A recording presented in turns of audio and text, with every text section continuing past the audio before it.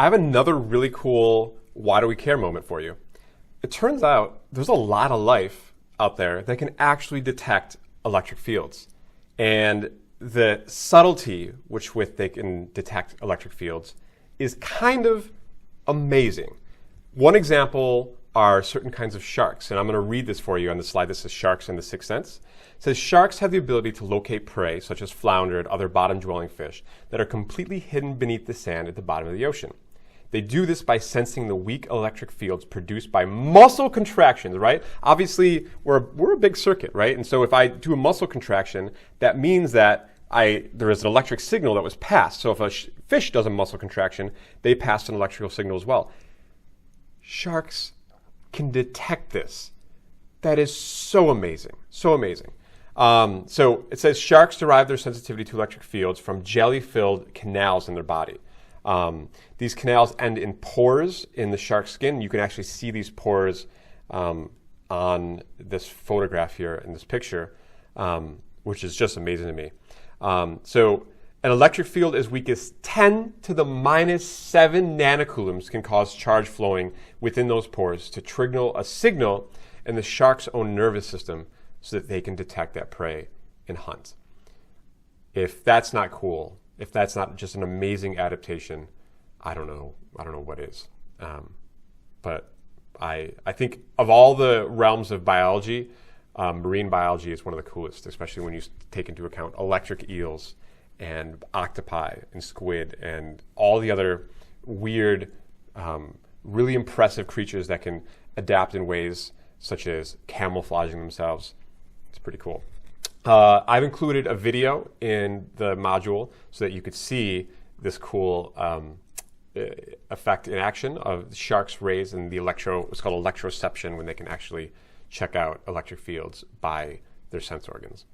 Okay, from there, I want to move on to another example. And in the last chapter, we talked about canceling electric forces. And when you're canceling electric forces, really what it means is you're canceling an electric field. So I have another problem here. It says 2-point charges Q and 2Q. Get rid of that minus. You may see in your slides that there's a minus there. This is just going to be Q and 2Q. Typo. Which regions on the x-axis include a point where the electric field due to the 2-point charges is 0? So I have a little situation like this, and I have a charge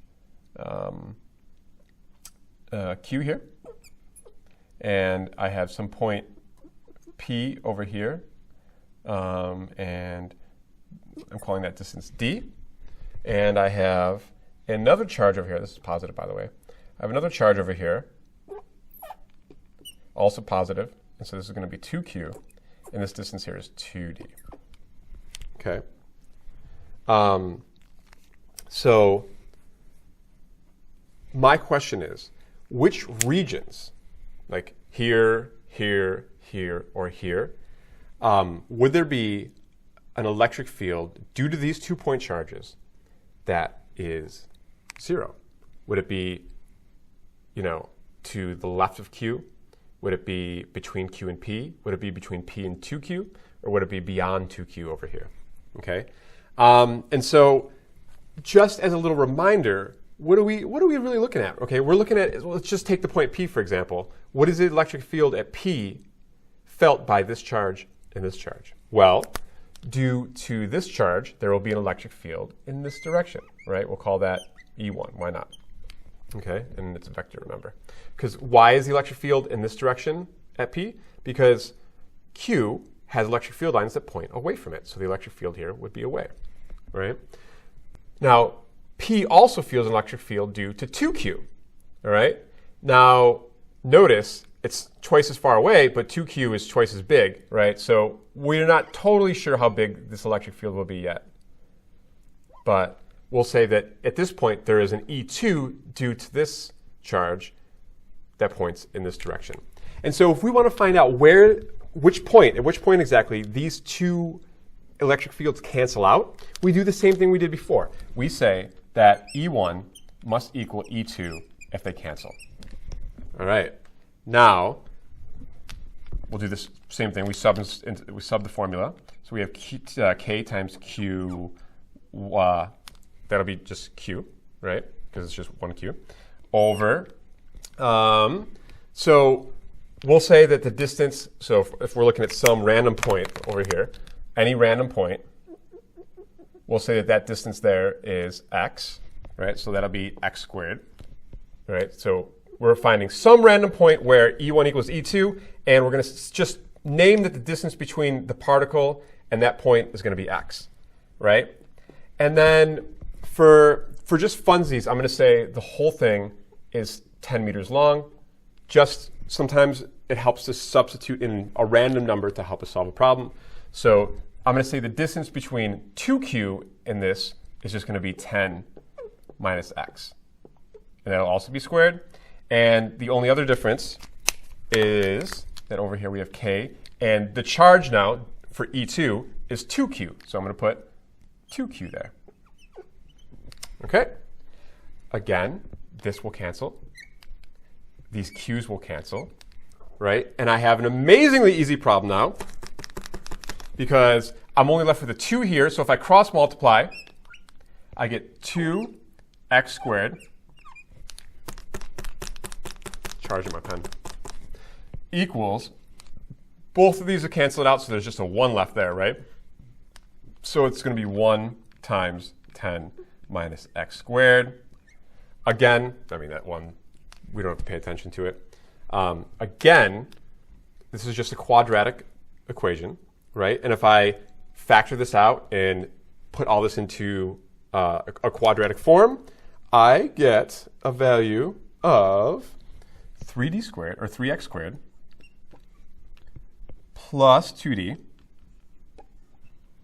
minus 100 equals 0. Okay? And if I use my quadratic formula or a quadratic equation solver online, I find out, not d, x, sorry about that.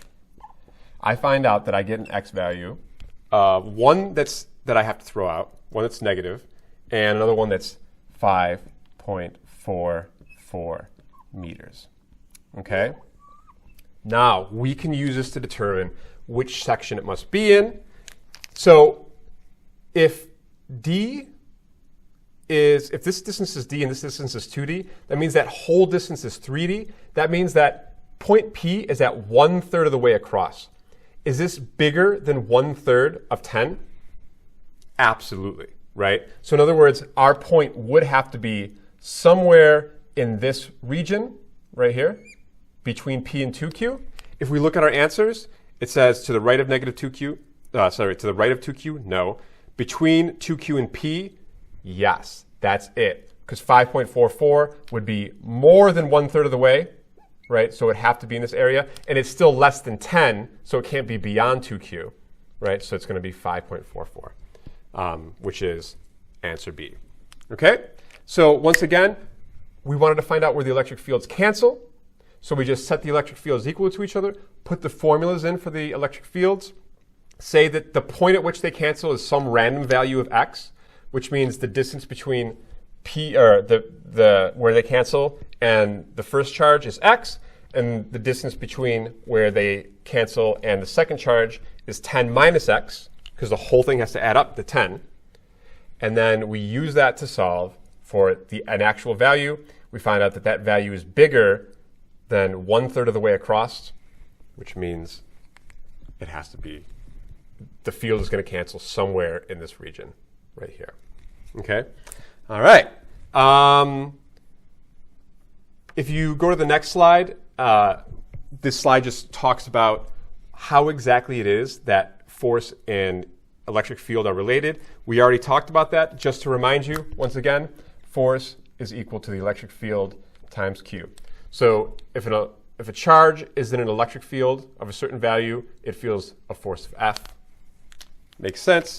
When we get back, we're going to talk about another little class of electric fields, which is the electric field due to a dipole, which is super important because all the hydrogen bonding that you have experienced in chemistry is a result of electric fields due to dipoles.